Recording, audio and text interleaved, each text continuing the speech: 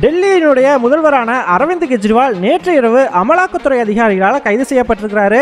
டெல்லி மாநில உயர்நீதிமன்றத்தில் இந்த கைது நடவடிக்கைக்கு எதிராக தனக்கு பாதுகாப்பு வேணும் அப்படின்னு சொல்லி கேஸ் போட்டிருந்தாரு. ஆனா டெல்லி உயர்நீதிமன்றம் பாதுகாப்பு தர மறுத்ததன் விளைவா நேற்று இரவே பாத்தீங்கன்னா கைது பண்ணிட்டாங்க. சோ இந்த வீடியோல நம்ம என்ன பார்க்க போறோம் அப்படின்னா, அரவிந்த் கெஜ்ரிவால் எதற்காக கைது செய்யப்பட்டிருக்கிறார், இந்த லிக்வர் பாலிசி கேஸ் இல்ல எக்ஸைஸ் பாலிசி கேஸ் அப்படின்னா என்ன அப்படிங்கறத பார்க்க போறோம். கூடவே அரவிந்த் கெஜ்ரிவாலுக்கு எதிராக இருக்கக்கூடிய ஆதாரங்கள் எல்லாம் என்னென்ன அப்படிங்கறதையும் ரொம்பவே டீடைலா பார்த்தறலாம்.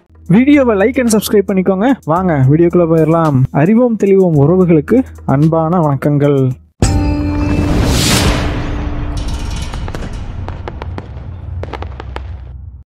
முதல் விஷயமா, டெல்லி மதுபான விற்பனை கொள்கை 2021 இந்த சட்டம் தாங்க இப்ப நடக்கிற எல்லா பிரச்சனைக்குமே ஆணிவேர். கடந்த 2021ஆம் ஆண்டு டெல்லி அரசாங்கம் அவர்களுடைய மதுபான விற்பனை கொள்கையில மிகப்பெரிய மாற்றங்களை கொண்டு வர்றாங்க. இந்த மாற்றங்களை டெல்லியில் இருக்கக்கூடிய ஆம் ஆத்மி கட்சி சில குறிப்பிட்ட மது விற்பனையாளர்கள் கூட சேர்ந்து உருவாக்கியதாகவும் அவர்களுக்கு உதவி செய்யறதுக்காக தான் இந்த புதிய சட்டம் அமலுக்கு வந்ததாகவும் குற்றச்சாட்டு வைக்கப்படுது.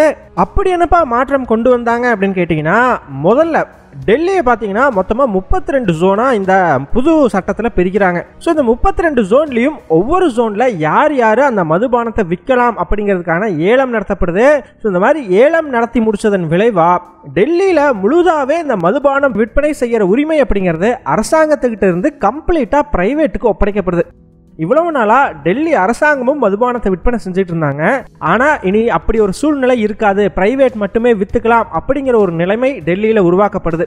இது முதல்ல. ரெண்டாவது பாத்தீங்கன்னா, அந்த மதுபானத்தினுடைய விலை ஒரு குறிப்பிட்ட அளவுக்கு அந்த எம்ஆர்பி அப்படிங்கறது ஃபிக்ஸ் பண்ணியிருப்பாங்க இல்லையா, அந்த மாதிரிலாம் இல்லாம அந்த மதுபான விற்பனையாளர்கள் என்ன விலைக்கு வேணுமோ அந்த விலைக்கு வித்துக்கலாம். ஸோ அது அவர்களுடைய உரிமை அப்படிங்கிற மாதிரி அதை மாத்திடுறாங்க. இது ரெண்டாவது மாற்றம். மூணாவதா என்ன பண்றாங்க அப்படின்னு பாத்தீங்கன்னா, மதுபானத்தை விற்கிறதுக்கான நேரத்தை அதிகப்படுத்துறாங்க. கூடவே மதுபானம் குடிக்கிற அந்த வயது இருக்குது பாத்தீங்களா, 25ல இருந்து 21 குறைக்கப்படுது.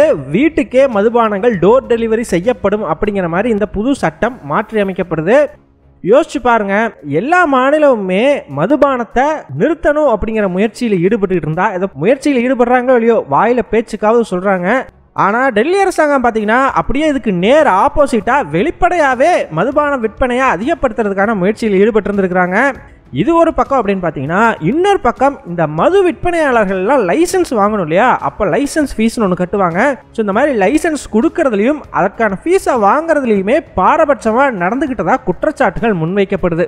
இப்போ சில பேர்த்துக்கு ஒரு டவுட் ஒன்று வரலாம், ஏன்பா இது ஒன்றும் அவ்வளோ பெரிய தப்பெல்லாம் இல்லையே, அந்த மாநிலத்தோட கொள்கை எது, அதுக்காக போயிட்டு டெல்லி சிஎம் அரெஸ்ட் பண்ணுவாங்களா அப்படின்னு கேட்டிங்கன்னா, ஆக்சுவலாக இந்த கொள்கையில் நான் முன்னாடியே சொல்லியிருந்தேன் இல்லையா, இந்த மதுபானத்தை விற்பனை செய்கிற விலையை அந்தந்த மதுபான விற்பனையாளர்களே முடிவு செய்யலாம் அப்படின்னு சொல்லி, இதுதாங்க பிரச்சனையினுடைய ஆரம்ப புள்ளி.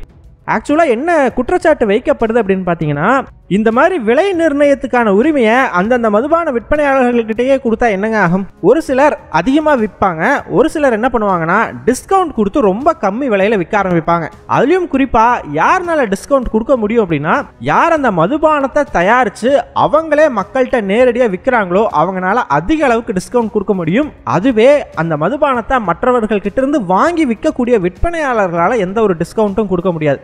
ஸோ அதனால் அந்த பர்டிகுலர் மதுபானத்தை தயாரிக்கக்கூடிய கம்பெனிகளுக்கு இது ரொம்பவே சாதகமாக அமையும். ஸோ இந்த மாதிரி வாங்கி விற்கக்கூடிய சாதாரண சின்ன சின்ன விற்பனையாளர்கள் எல்லாம் கம்ப்ளீட்டாகவே அந்த கம்பெனியால் அழிக்கப்படுவார்கள். ஸோ இதனால் அந்த கம்பெனிக்கு மிகப்பெரிய அளவுக்கு லாபம் கிடைக்கும். அவங்களே தயாரித்து அவங்களே எல்லார்ட்டையும் விற்பாங்க. அது மட்டும் இல்லை, டெல்லியில் மதுபானம் அப்படின்னு வந்துட்டா அந்த பர்டிகுலர் கம்பெனியை மீறி எதுவுமே பண்ண முடியாது. ஸோ அவங்க கிட்டத்தட்ட ஒரு மோனோபோலி மாதிரி உருவாக்கிடுவாங்க. அவங்கள அப்படி உருவாக்குறதுக்காகவே பிளான் பண்ணி தயாரிக்கப்பட்டது தான் இந்த மதுபான கொள்கை அப்படின்னு சொல்லி ஒரு குற்றச்சாட்டு வைக்கப்படுது. சரிப்பா, யார் அந்த கம்பெனி, யாருக்கு உதவி பண்ண போய் இப்போ அரவிந்த் கெஜ்ரிவால் கைது பண்ணப்பட்டிருக்கிறார் அப்படின்னு கேட்டிங்கன்னா, சவுத் குரூப் அல்லது சவுத் லாபி அப்படின்னு சொல்கிறாங்க. ஏன் லாபின்னு சொல்கிறாங்கன்னா, நிறைய பேர் சேர்ந்து இதை பண்ணுறதுக்கு முயற்சி பண்ணியிருக்கிறாங்க. இதில் ரொம்பவே முக்கியமாக ஆந்திராவினுடைய ஒய்எஸ்ஆர் கட்சியை சேர்ந்த ரகுநாத ரெட்டி அப்படிங்கிறவரும் அவருடைய மகனும் கைது செய்யப்பட்டிருக்கிறாங்க. கூடவே தெலுங்கானாவினுடைய சந்திரசேகர் ராவ் இருக்கிறார் இல்லையா, முன்னாள் முதலமைச்சர் பிஆர்எஸ் கட்சி, ஸோ அவருடைய மகளான கவிதாவும் இதில் ஈடுபட்டிருக்கிறதா சொல்லி விசாரணைக்கு பிறகு அமலாக்கத்துறை அதிகாரிகள் கைது பண்ணியிருக்கிறாங்க. இன்னுமே பல பேர் இந்த சவுத் லாபியில் இருக்கிறதாகவும் இவங்க எல்லாம் மொத்தமா சேர்ந்துக்கிட்டு ஒரு லாபி கிரியேட் பண்ணி டெல்லி மாநிலத்தினுடைய மொத்த மதுபான விற்பனையும் அவங்க கண்ட்ரோல்ல வச்சுக்கலாம். அதன் மூலமா வரக்கூடிய வருமானத்தை டெல்லி அரசாங்கத்தும் அதாவது ஆம் ஆத்மி கட்சிக்கு பிரிச்சு கொடுக்கலாம் அப்படிங்கறத இவங்களுக்குள்ள இருக்கிற டீல் அப்படின்னு வந்து சொல்றாங்க. சரிப்பா, எப்படி ஆம் ஆத்மி கட்சி இந்த விஷயத்துல சிக்கிச்சு? அரவிந்த் கெஜ்ரிவால் மாற்ற அளவுக்கு அப்படி வந்து என்ன பண்ணிட்டாங்க? அவங்க வந்து இதுல டைரக்டா இன்வால்வ் ஆயிருக்கிறாங்களா அப்படின்னு கேட்டீங்கன்னா, ஆக்சுவலா முதல்ல இந்த பிரச்சனை வெளியே வந்தது எப்படின்னு பாத்தீங்கன்னா, டெல்லியுடைய சீஃப் செக்ரட்டரி இருக்காரு பாத்தீங்களா, அவர் தான் இந்த மாதிரி மதுபான கொள்கை வந்ததையுமே அதுல பல குளறுபடிகள் இருக்கிறதா டெல்லியுடைய லெப்டினன்ட் கவர்னருக்கு ஒரு ரிப்போர்ட் ஒன்று கொடுக்குறாரு.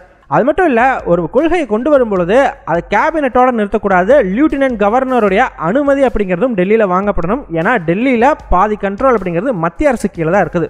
அந்த அனுமதியும் வாங்காமல் இந்த கொள்கையை வந்து அவங்களாவே நடைமுறைக்கு கொண்டு வந்திருக்கிறாங்க அப்படிங்கிற ஒரு குற்றச்சாட்டையும் டெல்லியுடைய செக்ரட்டரி முன்வைக்கிறார்.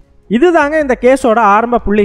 உடனடியா டெல்லியினுடைய லெப்டினன்ட் கவர்னரான சக்சேனா சிபிஐ என்கொயரிக்கு ஆர்டர் போடுறார். ஸோ அவங்க வந்து என்கொயரி பண்ணும்பொழுதுதான் டெல்லியில் இருக்கக்கூடிய ஒரு பிரபலமான தனியார் ஹோட்டல்ல அங்க இருக்கிற ஜெராக்ஸ் மிஷின்ல இருந்து சில டாக்குமெண்ட்ஸ் வந்து ஜெராக்ஸ் போட்டதுக்கான ஆதாரத்தை கண்டுபிடிச்சு எடுக்கிறாங்க.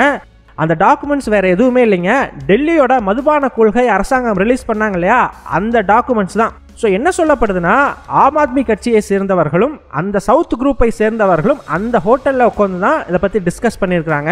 எந்த மாதிரி இந்த பாலிசியை உருவாக்கலாம், அப்படி உருவாக்குனா அந்த குரூப்புக்கு வந்து சாதகமாக இருக்குங்கிற மாதிரி பல விஷயங்களை டிஸ்கஸ் பண்ணதாகவும், அதில் அந்த சவுத் லாபி சொன்னதையெல்லாம் கேட்டு இந்த பர்டிகுலர் பாலிசியை ரெடி பண்ணி அங்கேயே ஜெராக்ஸ் போட்டதாகவும் சொல்லியிருக்கிறாங்க. அது மட்டும் இல்ல, இதே டாக்குமெண்ட்ஸோட காப்பியை, ஃபைனல் காப்பி இருக்கும் பாத்தீங்களா, அதை வந்து டெல்லியினுடைய டெபுட்டி சிஎம் ஆன மணிஷ் சிசோடியாவோட பர்சனல் கம்ப்யூட்டர்ல இருந்து கண்டுபிடிச்சு எடுத்துருக்காங்க, அவரோட ஆஃபீஸ் கம்ப்யூட்டர்ல இருந்து. ஆக்சுவலா அவர் அதையெல்லாம் டெலீட் பண்ணி தான் வச்சிருந்ததாகவும், ஆனா சிபிஐ அதிகாரிகள் ஃபாரன்சிக் டீமோட உதவியோட அதை எல்லாத்தையுமே ரீட்ரைவ் பண்ணி எடுத்ததா சொல்லப்படுது.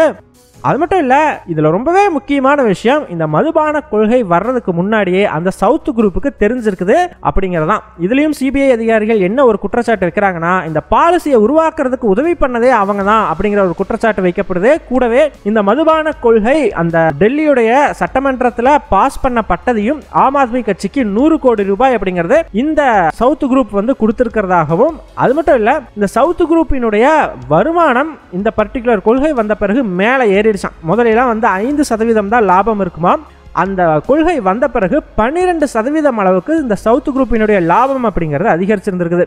ஸோ அந்த 12%ல் 6% ஆம் ஆத்மி கட்சிக்கு ஒரு ஷேர் மாதிரி கொடுத்துருக்குறாங்க. மீதி 6% இந்த சவுத் குரூப்பை வச்சுக்கிட்டதாகவும் சொல்லப்படுது. ஸோ இந்த மாதிரி பல குற்றச்சாட்டுகளை சிபிஐ மற்றும் என்ஃபோர்ஸ்மெண்ட் டைரக்டரேட் அதிகாரிகள் அடுக்கிக்கிட்டே போறாங்க. ஸோ இதில் என்ஃபோர்ஸ்மெண்ட் டைரக்டரேட் எப்படி உள்ள வந்தாங்க அப்படின்னு பார்த்தீங்கன்னா, இவ்வளவு பணம் இந்த கட்சிக்குள்ள வந்திருக்குது அப்படின்னு சொல்லி சிபிஐ குற்றச்சாட்டு வைக்கிறாங்க. ஆனால் அந்த பணத்துக்கான கணக்கு எங்க? ஸோ இந்த வகையில் தான் அமலாக்கத்துறை அதிகாரிகள் உள்ள வர்றாங்க. இப்படி தாங்க முதல்ல மணிஷ் சிசோடியா கைது செய்யப்படுறாரு. சரிப்பா, அரவிந்த் கெஜ்ரிவாலை எப்படி கைது பண்ணாங்க அப்படின்னு கேட்டீங்கன்னா, ஆக்சுவலா இந்த ஆம் ஆத்மி கட்சிக்கும் சவுத் குரூப்புக்கும் இடையே பாலமா விஜய் நாயர் அப்படிங்கிற நபர் செயல்பட்டதா சொல்லப்படுது.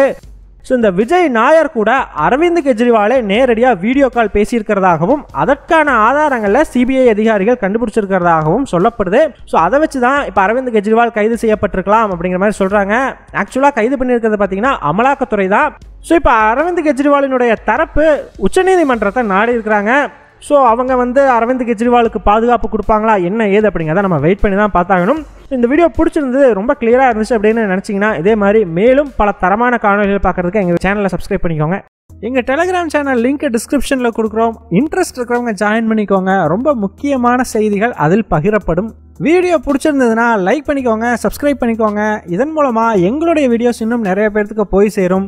முடிஞ்சா உங்களுடைய ஃப்ரெண்ட்ஸுக்கிட்டையும் நிறைய ஷேர் பண்ணிக்கோங்க. இது எங்களுடைய உழைப்புக்கு நீங்கள் கொடுக்குற ஒரு ரிவார்டாக இருக்கும். நன்றி.